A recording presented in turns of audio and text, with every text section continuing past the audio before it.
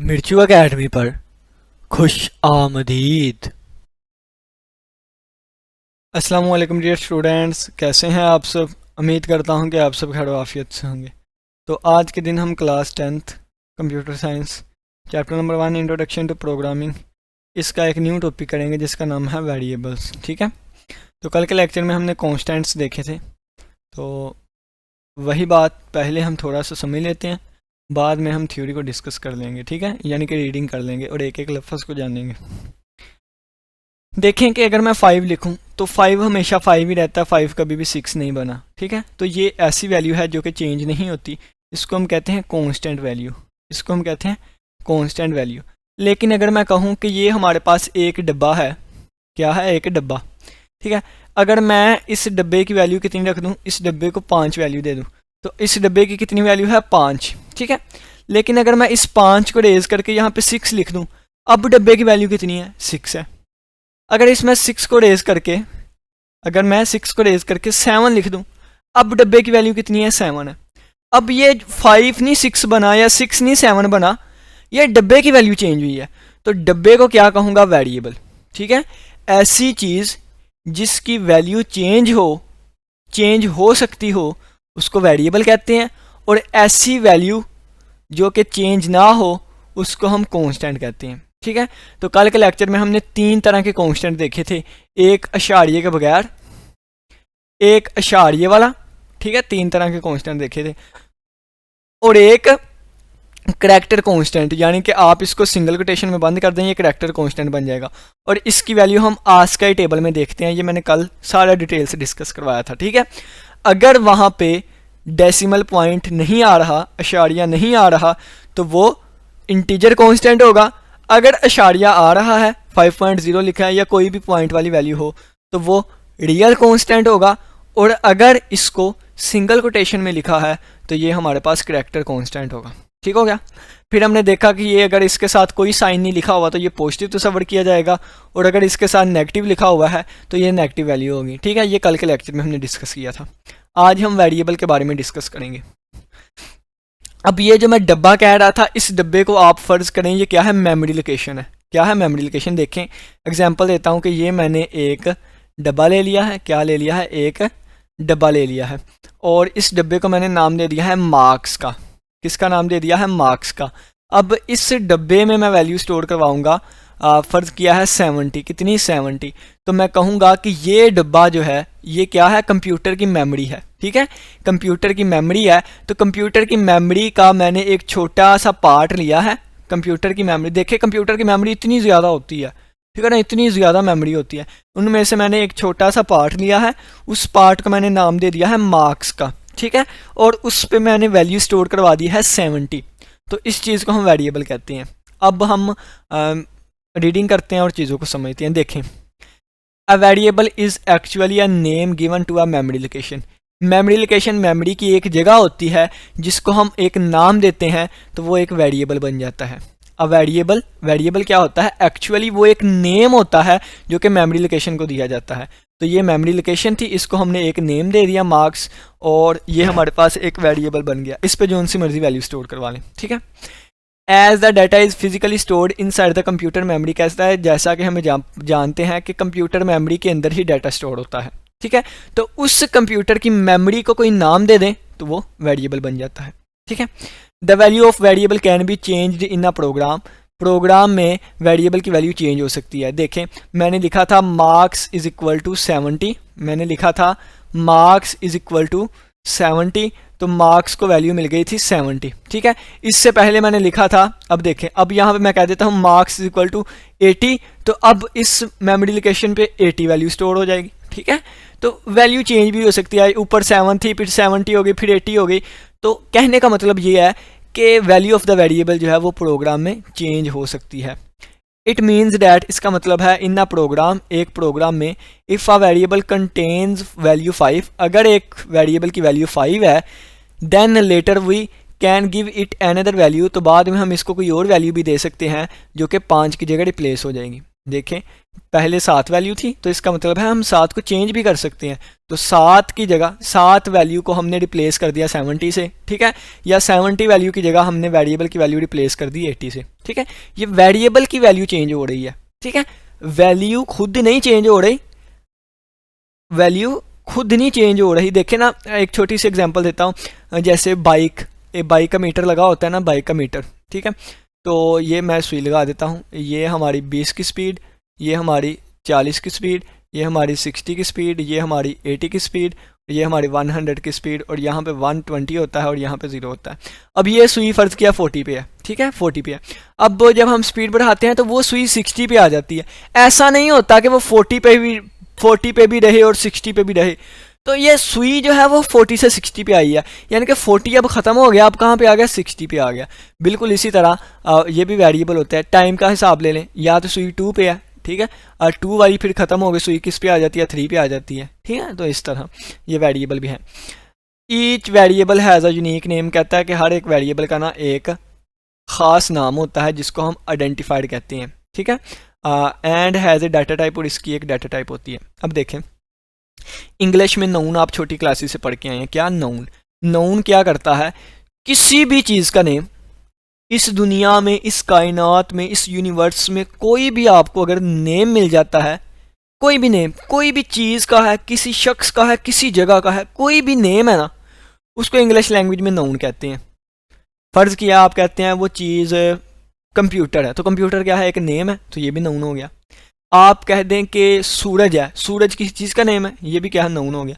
आप कह दें अली है, अली क्या है, किसी शख्स का नाम है, ये भी नाउन हो गया। बॉय क्या है, एक लड़के का नाम है, ये भी नाउन हो गया, ठीक है। नाउन की आगे कैटेगरीज आ जाती है कि वो कॉमन नाउन है या प्रॉपर नाउन है, किसी खास चीज़ का नाम है या किसी आम चीज़ का नाम है, ठीक है, किसी मटीरियल का नाम है, ठीक है, कोई खसूसियत का नाम है, ठीक है, जैसे खूबसूरती, ब्यूटी, ये भी एक नाम है, किसका, एक खूबसूरती, ठीक है, ये भी एक नाम है। तो इसी तरह प्रोग्रामिंग में कोई भी नाम आ जाए, चाहे वो नाम किसी फंक्शन का हो, चाहे वो नाम किसी कांस्टेंट का हो, चाहे वो नाम किसी वेरिएबल का हो, कोई भी नाम अगर आ जाए तो उसको हम प्रोग्रामिंग में आइडेंटिफाइड कहेंगे, ठीक है। तो अब वेरिएबल का नाम यहाँ पे आ रहा है, वेरिएबल के अलावा किसी फंक्शन का आ जाए, किसी डाटा टाइप का आ जाए, कोई भी नाम आ जाए, उसको हम आइडेंटिफाइड कहा करेंगे, ठीक है। तो ये आइडेंटिफाइड के बारे में थोड़ी सी डिटेल थी, आपके यहाँ पे टॉपिक नहीं है, लेकिन मैंने बड़ी क्लासेस के जो किया है, ये तो सी लैंग्वेज है ना, C++ भी किया है, 12th क्लास की सी भी की है, तो वहाँ पे ये सारी डिटेल के साथ चीज़ें मैंने एक्सप्लेन की हैं। तो वो कहता है कि हर एक वेरिएबल का एक यूनिक नेम होता है जिसे हम आइडेंटिफाइड कहते हैं, और एक डाटा की टाइप भी होती है। अब देखें, मुझे कैसे पता चलेगा कि 3 किस्म का डाटा था, इशारे वाला भी हो सकता है, इशारे के बगैर भी हो सकता था, ये ठीक है, ये करैक्टर वाला डाटा भी हो सकता था, तो यानी कि ये डाटा भी हो सकता था, ये डाटा भी, ये डाटा भी। तो इनमें से कौन सा डाटा मैं वेरिएबल में रखवाऊँगा? वेरिएबल क्या है? वेरिएबल आप यही कह लें कि मेमोरी लोकेशन का नाम है, ठीक है। तो इस मेमोरी पे मैं कांस्टेंट डाटा रखवाऊंगा, कौन सा, 5 रखवाऊंगा, 5.0 रखवाऊंगा, या 5 करैक्टर रखवाऊंगा। तो कौन सा डाटा रखवाऊंगा, इस हिसाब से डाटा की टाइप्स बन जाती है, ठीक है। तो हर वेरिएबल, उस पे मैं वैल्यू स्टोर करवाने से पहले उसका नाम दिया करूंगा और उसकी डाटा टाइप, यानी कि उस पर कौन सा डाटा मैं स्टोर करवाऊंगा। यहाँ पे एग्जाम्पल देख लें, अगर मैं इंटीजर डाटा स्टोर करवाना चाहता हूँ वेरिएबल पे, यानी कि अगर वेरिएबल मेमोरी पे मैं इंटीजर डाटा स्टोर करवाना चाहता हूँ, यानी कि जो डेसिमल पॉइंट के बगैर है, तो उसके लिए इंटीजर डाटा टाइप यूज़ होगी, इंट डाटा टाइप, ठीक है, ये डाटा की टाइप है। अगर मैं रियल यानी कि डेसिमल पॉइंट वाला कोई डाटा स्टोर करवाना चाहता हूँ, जैसे 23.5 है, तो इसके लिए डाटा टाइप होगी फ्लोट, फ्लोटिंग पॉइंट, फ्लोट, ठीक है। इसी तरह अगर मैं करैक्टर किस्म का डाटा स्टोर करवाना चाहता हूँ, तो इसके लिए जो डाटा टाइप होगी ना, यानी कि अगर ये डाटा है तो इसके लिए डाटा टाइप होगी 4, करैक्टर का, ठीक है, 4। इसी तरह देखें, मैंने आपको पहले डाटा बताया जो कि कांस्टेंट में हम पढ़ के आए थे, ठीक है, वो वैल्यू चेंज नहीं होती, लेकिन वेरिएबल क्या है, एक जगह है, यानी कि उस पर कोई भी वैल्यू रख सकते हैं, कोई भी वैल्यू रख सकते हैं, तो इसका मतलब कि वो वैल्यू रिप्लेस की जा सकती है, यानी कि चेंज की जा सकती है वेरिएबल की वैल्यू, ठीक है, यानी कि मेमोरी पे वैल्यू चेंज करके रखी जा सकती है, इस वजह से इसे वेरिएबल कहते हैं। अब वो किस किस्म का डाटा होगा, अगर वो इंटीजर डाटा हुआ, इशारिये के बगैर हुआ तो इंट डाटा टाइप, अगर वो इशारिये वाला हुआ, फ्लोटिंग पॉइंट वाला हुआ, डेसिमल पॉइंट वाला हुआ तो फ्लोट डाटा टाइप, अगर वो करैक्टर हुआ तो करैक्टर डाटा टाइप का डाटा हुआ तो हम इसको करैक्टर डाटा टाइप से रिप्रेजेंट करेंगे। अब ये चीज़ें हमारे पास क्या है, ये हमारे पास रिजर्व वर्ड्स भी हैं, की वर्ड्स भी हैं। अब इनको हम अपने मकसद के लिए यूज़ नहीं कर सकते, ये सिर्फ और सिर्फ डाटा टाइप्स हैं, ठीक है। Data type describe the type of data that can be stored in the variable, कहता है कि डाटा टाइप हमें बताया करेगी, डिस्क्राइब किया करेगी कि हम किस किस्म का डाटा स्टोर कर सकते हैं, वेरिएबल पे, ठीक है। C language has different data types, C language की डिफरेंट डाटा टाइप्स है such as int float char, int integer value के लिए, फ्लोट जो है वो फ्लोटिंग पॉइंट यानी कि डेसिमल पॉइंट के लिए, चार जो है वो करैक्टर कांस्टेंट के लिए, ठीक है। वो कहता है the types int float and char are use to store int integer real and character. वो कहता है कि इंटीजर जो है वो इंटीजर को, फ्लोट जो है वो रियल वाले को, और करैक्टर जो है वो चार जो है वो करैक्टर वाले डाटा को स्टोर करेगी रिस्पेक्टिवली बिल तरतीब, ठीक है, तरतीब के साथ। अब ये टेबल 1.4 उन्होंने बताया हुआ है, वो बता रहे हैं कि matching the data types against different types of data, data type बताई गई है, डाटा बताया गया, ठीक है, ये मैंने आपको बता दिया। In the following we discussion in detail the possible data types and the names of the variable. कहता है कि नीचे हम डाटा टाइप्स को डिटेल से डिस्कस करते हैं, इंटीजर को, फ्लोट को और चार, इन डाटा टाइप्स को हम डिटेल से डिस्कस करने लगे हैं, ठीक है।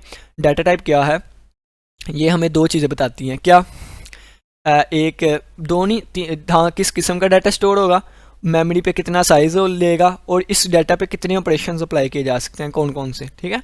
डाटा टाइप हमें तीन चीज़ें बताती हैं, पहली ये कि किस किस्म का डाटा होगा, दूसरा ये कि ये मेमोरी पे कितनी जगह लेगा, और तीसरी बात ये कि उस डाटा पे कौन कौन से ऑपरेशन अप्लाई किए जा सकते हैं, ठीक है। अब देखें, each variable in the C language has a data type. वो कहता है कि हर वेरिएबल जो है सी लैंग्वेज में यूज़ करेंगे उसके लिए एक डाटा टाइप लाजमी होनी चाहिए। The data type not only describe the type of data, data type जो है सिर्फ और सिर्फ ये डाटा की टाइप नहीं बताती, यानी कि जो वेरिएबल में स्टोर है उसके अलावा भी कुछ चीज़ें बताती हैं, कौन सी है, but also the number of bytes that the compiler needs to reserve of data storage. अब देखें, अब मैंने एक वेरिएबल एक्स ले लिया, क्या, एक वेरिएबल एक्स। अब मुझे क्या पता चलेगा कि एक्स का डब्बा इतना बनाऊं, एक्स का डब्बा मेमोरी में इतना बनाऊं, कितना बनाऊं एक्स का डब्बा मेमोरी में, मुझे कैसे पता चलेगा, तो ये चीज़ भी डाटा टाइप ही बताएगी, ठीक है। तो मैं अगर लिख दूंगा ना इंटीजर एक्स, तो इसका मतलब है 2 बाइट का डब्बा बनेगा, कितना, 2 बाइट का डब्बा। तो ये इंटीजर डाटा टाइप में मुझे बता दिया कि 2 बाइट का डब्बा बनेगा, कितने बाइट का, 2 बाइट का।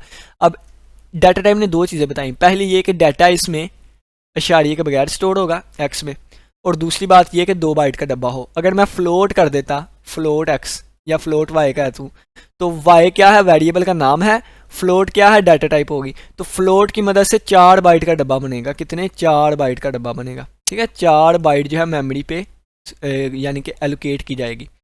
अगर मैं 4z कर दूं, यानी कि मैंने एक वेरिएबल ले लिया जिसका नाम z है और उसकी डाटा टाइप मैंने करैक्टर रख दी, यानी कि इसमें करैक्टर टाइप का डाटा आएगा, तो इसके लिए 1 बाइट का डब्बा बनता है, कितना, 1 बाइट की जगह जो है ये रिजर्व की जाती है, ठीक हो गया। तो डाटा टाइप हमें दो चीज़ें बताती हैं, पहली ये कि उसमें किस किस्म का डाटा होगा, describe the type of data, दूसरी बात ये कि नंबर ऑफ बाइट्स, कितने बाइट, इंटीजर 2 बाइट लेती है, MCQ का याद रख लें, इंटीजर 2 बाइट्स लेगी, ठीक है, 2 बाइट्स, फ्लोट जो है ये 4 बाइट लेती है, ठीक है, और करैक्टर जो है ये डाटा टाइप जो है ये 1 बाइट लेती है, ठीक हो गया। वो कहता है in the following we discuss different types of data by C language. कहता है कि नीचे हम देखेंगे कि डिफरेंट डाटा टाइप्स को डिस्कस किया गया। उससे पहले आप जान लें, अब इंटीजर डाटा टाइप है, ये हमने ले लिया इंट एक्स, ये हमने ले लिया। अब इसका डब्बा भी बन गया, ये वाला एक डब्बा बन गया, कितने, 2 बाइट का। अब ये 2 बाइट का बन गया है, तो इस पर तो चाहे फिर हम करोड़ों वैल्यू स्टोर करवा लें, यानी कि एक बड़ी सी वैल्यू स्टोर करवाना चाहते हैं ये वाली, ठीक है। अगर ये वैल्यू मैं यहाँ पे स्टोर करवाना चाहूँ तो क्या स्टोर हो जाएगी, नहीं होगी, क्यों, क्योंकि हर एक डाटा टाइप अपने साथ एक रेंज भी बताती है कि मेरे में यहाँ से लेके यहाँ तक वैल्यू स्टोर की जा सकती है। अगर मैं इंटीजर यूज़ कर रहा हूँ तो -32,768 से लेके 32,767 इस तक मैं वैल्यू स्टोर करवा सकता हूँ। कहाँ तक, -32,768 से लेके 32,767 यहाँ तक वैल्यू स्टोर कर। अब ये यहाँ पे 68 लिखा हुआ है तो यहाँ पे 67 कर लें आप, ठीक है, यहाँ पे 67 कर लें, 67 आना है, ठीक है। तो ये रेंज है इसकी। अब ये क्वेश्चन आ जाता है कि अगर इससे मैं छोटी वैल्यू स्टोर करवाऊँगा या इससे बड़ी वैल्यू स्टोर करवाऊँगा तो क्या होगा, एरर आएगा। कौन सा एरर होता है, अगर मैं छोटी वैल्यू से भी छोटी वैल्यू स्टोर करवा दूं, यानी कि इससे भी छोटी वैल्यू स्टोर करवाने की कोशिश करूं तो अंडरफ्लो एरर आता है। अगर इससे भी बड़ी वैल्यू मैं स्टोर करवाने की कोशिश करूं तो ओवरफ्लो एरर आता है। तो ये इसका स्पेशल प्रोग्राम भी होता है जिससे हम अच्छे तरीके से अंडरस्टैंड कर सकते हैं, लेकिन आपके लिए जानना इतना ही बेहतर है। मज़ीद अगर कोई चीज़ें चाहिए हुई ना तो आप मेरे लेक्चर्स बाकी भी अवेलेबल हैं। ये तो सी लैंग्वेज है ना, C++ पे भी अवेलेबल है, ठीक है, तो उसमें सारी चीज़ें डिटेल से बयान की गई है। हम ये देखें, वो कहा है कि some compiler use 2 bytes of memory to store int value, कहता है इंट वैल्यू के लिए 2 बाइट लेता है कंपाइलर, ठीक है। इन सच कंपाइलर्स, इस कंपाइलर्स में इंटीजर की जो रेंज होती है ना वो ये वाली होती है, -327682 यानी कि 32767 तक, ठीक है। अब देखें नीचे हम बात करते हैं, अब डिटेल से हम डिस्कस करने लगे हैं, यानी कि अगर फिर यहाँ पे तो मसला आ गया ना, यानी कि अगर हम इससे भी बड़ी वैल्यू स्टोर करवाना चाहते हैं तो फिर हम क्या करेंगे, तो उसके लिए फिर ज़्यादा मेमोरी हमें चाहिए होगी, यानी कि उसके लिए पहले तो 2 बाइट थे ना, उसके लिए ज़्यादा बाइट चाहिए होंगे, और डाटा भी इंटीजर ही हो, यानी कि हम स्टोर इंटीजर ही करवाना चाहते हैं और डब्बा भी हमें बड़ा चाहिए, तो फिर इसके लिए और डाटा टाइप्स बनाई गई, वो कौन कौन सी हैं ये देख लें। इंटीजर जो है वो साइंड आ जाती है और अनसाइंड आ जाती है, ठीक है।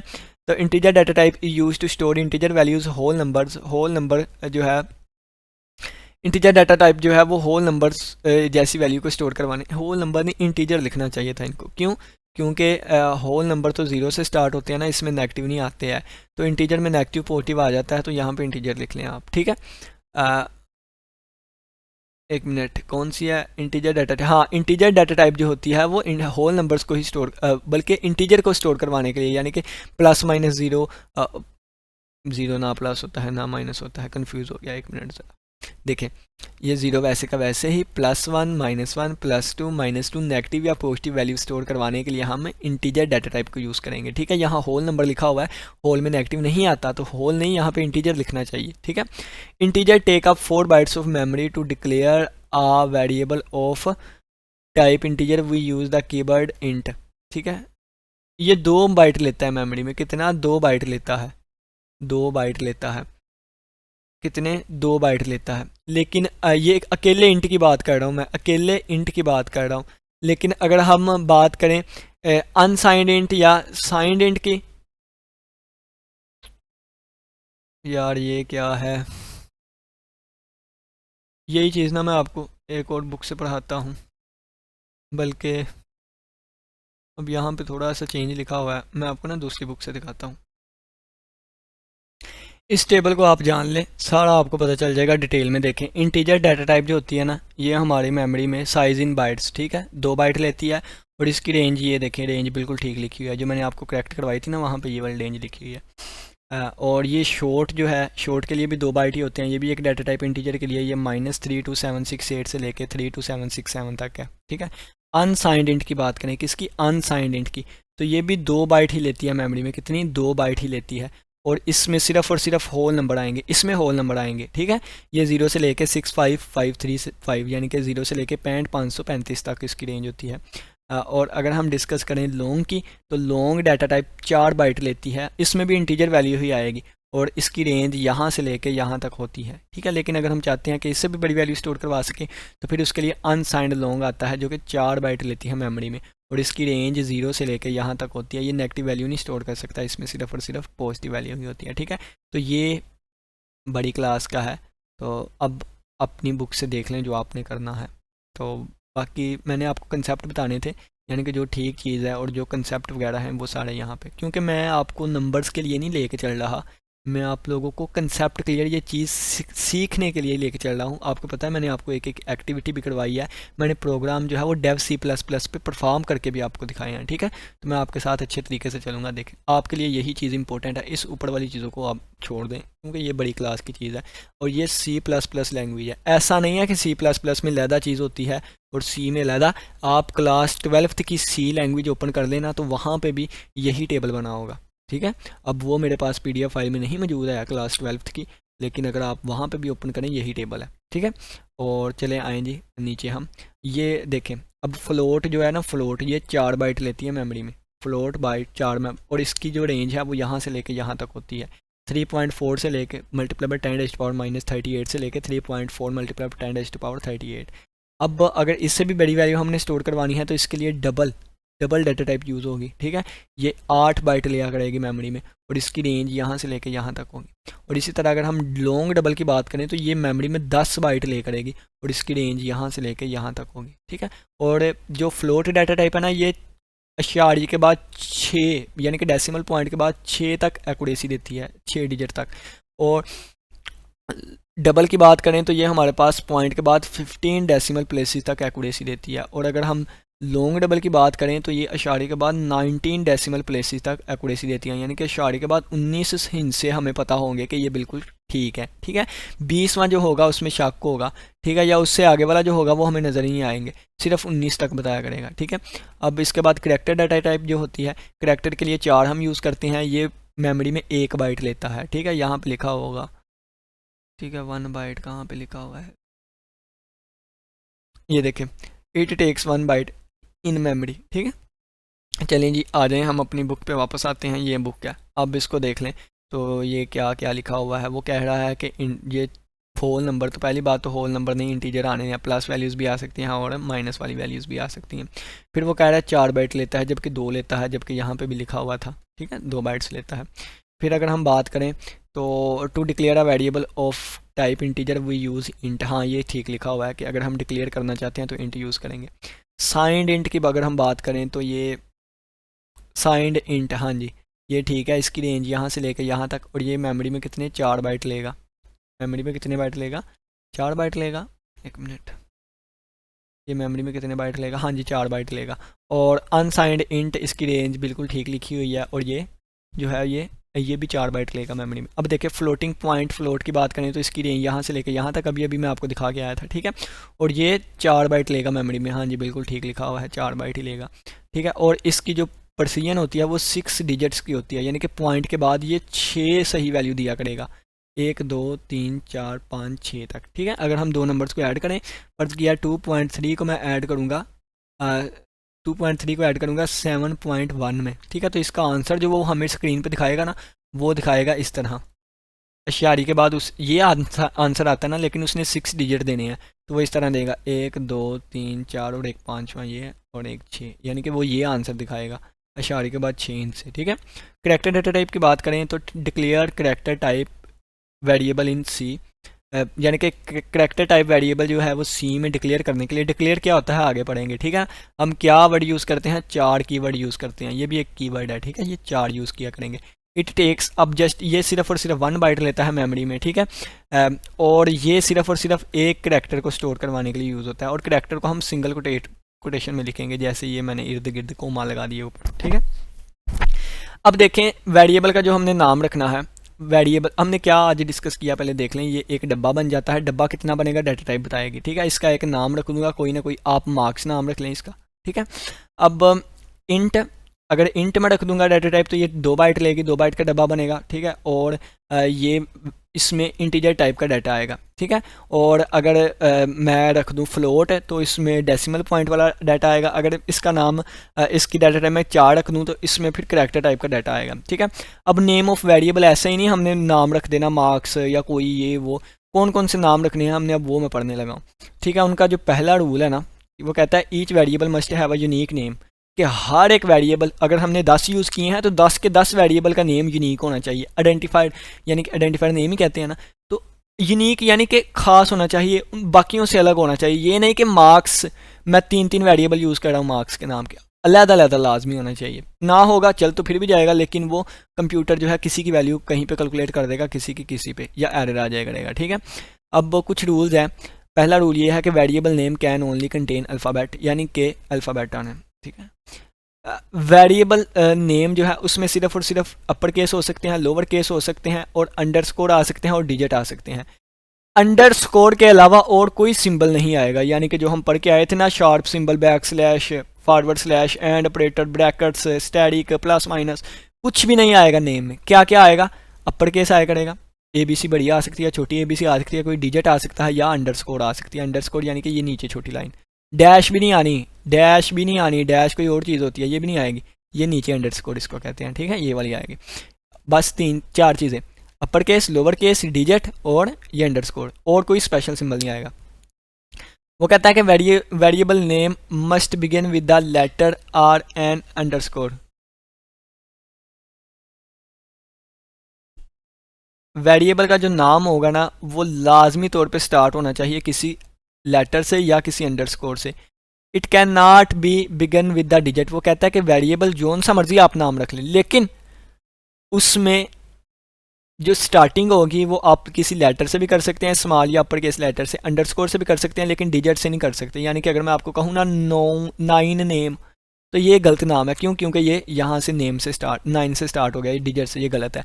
लेकिन अगर मैं इस तरह कहूँ नेम, ये बिल्कुल ठीक है क्योंकि अंडरस्कोर से स्टार्ट हो रहा है। अगर मैं इस तरह कहूँ नेम 9, ये भी बिल्कुल ठीक है। क्यों? क्योंकि इसमें डिजिट भी यूज़ कर सकता हूँ, ठीक है, लेकिन स्टार्टिंग डिजिट से नहीं हो सकती। अब कहा गया है a reserve word can not be used as a variable name. कहता है जो कीवर्ड होंगे ना रिजर्व वर्ड्स, उनको हम वेरिएबल नेम के तौर पे नहीं यूज़ कर सकते। यानी कि इंट को मैं कहूँ कि ये डाटा टाइप को छोड़े और ये मेरे वेरिएबल का नाम बन जाए, ऐसा नहीं हो सकता। क्यों? क्योंकि इंट जो है ये डाटा टाइप के लिए है ना। इसी तरह जो भी, अब देखें ना, मेन फंक्शन हम पढ़ के आए हैं, क्या मेन फंक्शन, तो अब मेन मैं अपने वेरिएबल का नाम रखता फिरूँ, या वाइड जो है इसको मैं अपने वेरिएबल का नाम रखता फिरूँ। ये तो वाइड मेन पहले से यूज़ हो रहा है किसी काम के लिए प्रोग्रामिंग में, इसको मैं अपने काम के लिए कैसे यूज़ कर सकता हूँ? अगर यूज़ करूँगा तो सिंटैक्स एरर आएगी, ठीक है, रूल की खिलाफ वर्जी करने वाला एरर आएगा। अब यहाँ पे देखें, वो कहता है there is no strict rule, वो कहता है कि there is no strict rule on how long a variable name should be. कहता है इस पर कोई सख्ती नहीं है कि आपका वेरिएबल का नाम कितना बड़ा हो, but we should choose a concise length. लेकिन कहता है हमें छोटा से छोटा नाम रखना चाहिए, कंसाइज छोटा, ठीक है, मुख्तसर, for variable name to follow good design practice. कहता है गुड डिज़ाइन प्रैक्टिस करने के लिए अपने प्रोग्राम को, ठीक है।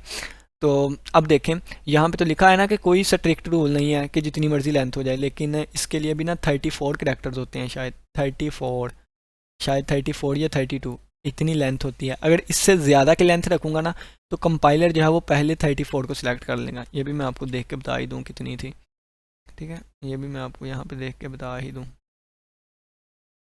ठीक है, कितनी लेंथ थी, 31 करैक्टर, ठीक है, 31 करैक्टर है। And identified in C plus plus में जो आइडेंटिफाइड होगा वो 31 करैक्टर्स होगा। सी में भी यही होता है, ठीक है, बिल्कुल यही होता है, क्योंकि मैंने सी लैंग्वेज भी पढ़ी है, लेकिन सी लैंग्वेज मेरे पास अब सॉफ्ट फॉर्म में नहीं है, तो हार्ड फॉर्म यानी कि सॉफ्ट फॉर्म में नहीं है, हार्ड फॉर्म में है, लेकिन अब उसकी पिक मैं कहाँ पे कैप्चर करता फिरूँ।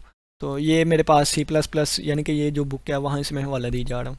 अब देखें, some example of valid variable names are height, average, weight. वो कहता है कि एग्जांपल नेम की ये है, हाइट रख दिया, इसमें अगर देखें तो ये एच कैपिटल लेटर्स ही आ रहे हैं, एच से स्टार्ट हो रहा है, ठीक है। एवरेज वेट ये भी हमारे पास ठीक है, वैड 1 ये हमारे पास अंडरस्कोर से स्टार्ट हो रहा है, ये भी ठीक है, ठीक है। अब वो कहता है इन सर्कल द वैलिड वेरिएबल्स, यानी कि जो नेम ठीक है ना उनमें से उसको हाईलाइट करें, ये भी ठीक है, अंडरस्कोर और लेटर यूज़ हो रहे हैं अंडरस्कोर से स्टार्ट। अब ये नहीं है, क्यों? क्योंकि डिजिट से स्टार्ट हो रहा है, मैंने बताया था ना डिजिट से स्टार्ट नहीं होना चाहिए। रोल नंबर ये भी बिल्कुल ठीक है, क्यों? क्योंकि इसमें लेटर्स और अंडरस्कोर ही यूज़ हो रही है। अगर एयर 32 बिलो ये भी बिल्कुल ठीक है, लेटर्स अंडरस्कोर डिजिट स्टार्ट हो रहे हैं, स्टार्टिंग भी हमारे पास लेटर से ही हो रही है। ये नहीं, क्यों? क्योंकि ये एक डाटा टाइप है फ्लोट, ठीक है, ये नहीं आ सकता, ठीक है, ये गलत है। अब केस की बात करें तो ये ठीक है, ठीक है। अब अगर मैं ये केस की बात करूँ ना, छोटे केस की, तो ये एक कीवर्ड है, कीवर्ड हमेशा स्मॉल लेटर में होंगे। छोटा केस जो है ये कीवर्ड है, लेकिन ये सी बड़ा लिखा हुआ है, ये हमारा ठीक नेम होगा। इसकी बात करें तो इसमें हमारे पास अंडरस्कोर, लेटर्स और डिजिट के अलावा एक सिंबल आ गया है, तो ये भी नेम नहीं होगा, ठीक है। अगर इसकी बात करें तो हाँ ये नेम है। इसकी बात करें तो ये भी एक अलहदा सिंबल आ गया है अंडरस्कोर के अलावा, तो ये भी नहीं होगा। फ्लोट की बात करें तो ये देखें, ऊपर वाला फ्लोट ये जो है, यानी कि ये फ्लोट जो है ये डाटा टाइप है, लेकिन ये नहीं, ठीक है, क्योंकि इसका पहला बड़ा है, तो ये हमारे पास ठीक नेम है, ठीक है, ठीक है, इसको भी नेम यूज़ कर सकते हैं। तो वन वर्ड को नहीं यूज़ कर सकते, डिजिट से स्टार्ट हो गया, फ्लोट को नहीं यूज़ कर सकते ऊपर वाले को, क्योंकि ये एक कीवर्ड है। ये डॉलर साइन कार को नहीं थे यूज़ कर सकते, क्यों? क्योंकि ये स्पेशल सिंबल आ गया, नहीं आ सकता। इक्वल टू कलर को नहीं यूज़ कर सकते, स्पेशल सिंबल आ गया इस वजह से, ठीक है। बाकी सारे यूज़ कर सकते हैं, वैलिड नेम्स है बाकी। इंपॉर्टेंट नोट आ गया है, good programming practice suggests that we should give appropriate name to a variable that describe its purpose in order to store value of a person. Appropriate variable name would be wages. अब देखें, फर्ज किया है कि आपने बच्चे के marks store करवाने हैं किसी वेरिएबल में, और आप वेरिएबल का नाम कार रखते हो, ये तो नहीं ना बात। देखें, स्टोर हमने क्या करवाने हैं, मार्क्स से स्टोर करवाने हैं, लेकिन हम वेरिएबल का नाम कार रख रहे हैं, तो ये अच्छी प्रोग्रामिंग नहीं होती, ठीक है। रख सकते हैं, लेकिन अच्छी प्रोग्रामिंग या प्रोग्रामर अच्छा उसे ही कहेंगे जो कि काम के रिलेटेड नाम रखे, ठीक है। तो वो कहते हैं गुड प्रोग्रामिंग प्रैक्टिस सजेस्ट, अच्छी प्रोग्रामिंग की प्रैक्टिस सजेस्ट करती है that we should give appropriate name और टू अ वेरिएबल। कहता है वेरिएबल को एक अप्रोप्रिएट नेम दें डैट डिस्क्राइब्स इट्स पर्पस, जिससे नाम से ही उसका पर्पस पता चले। अब कार नाम रखा है तो इसमें कार वाली चीज़ें होनी चाहिए, लेकिन हम मार्क्स स्टोर करवा रहे हैं, ठीक है। वो इसने एग्जांपल दिया कि जैसे हम सैलरी स्टोर करवाना चाहते हैं ना एक पर्सन की, तो इसके लिए जो बेहतरीन अप्रोप्रिएट मुनासिब नाम होगा वो सैलरी होगा या वेजिस होगा, वेजिस, ठीक है, वेजिस करते जात कहते हैं, वेजिस होगा या सैलरी होगा, ठीक है, वेजिस भी इसको ही कहते हैं इसके रिलेटेड, ठीक है। तो इसी तरह, लेकिन अगर हमने सैलरी स्टोर करवानी हो, वेरिएबल का नाम कार रखते हो, तो ये नहीं ना बात, ये अच्छी प्रोग्रामिंग नहीं होती है। तो अच्छा प्रोग्रामर बनने के लिए वो कहते हैं कि आपने अप्रोप्रिएट नेम जो है वो चुनने करने हैं, ठीक है। उम्मीद करता हूँ आज के लेक्चर की समझ आई होगी। आज हमने वेरिएबल्स के बारे में डिस्कस किया, कल हम देखेंगे वेरिएबल डिक्लेरेशन क्या होती है। डाटा टाइप वेरिएबल के बता दो और वेरिएबल का नाम बता दो, वो डिक्लेरेशन बन जाती है। वेरिएबल की डाटा टाइप बता दो, उसका नेम बता दो और उसको एक वैल्यू इनिशियलाइज़ करवा दो, तो वो हमारे पास वेरिएबल की इनिशियलाइजेशन कहला देती है। फिर इसके साथ हमारा चैप्टर कंप्लीट हो जाएगा और फिर हम देखेंगे एक्सरसाइज। इसी के साथ इजाज़त दीजिए, अपना बहुत सा ख्याल रखिएगा। बाकी लेक्चर्स देखने के लिए डिस्क्रिप्शन बॉक्स में आपको लिंक मिल जाएगा। अल्लाह हाफिज़।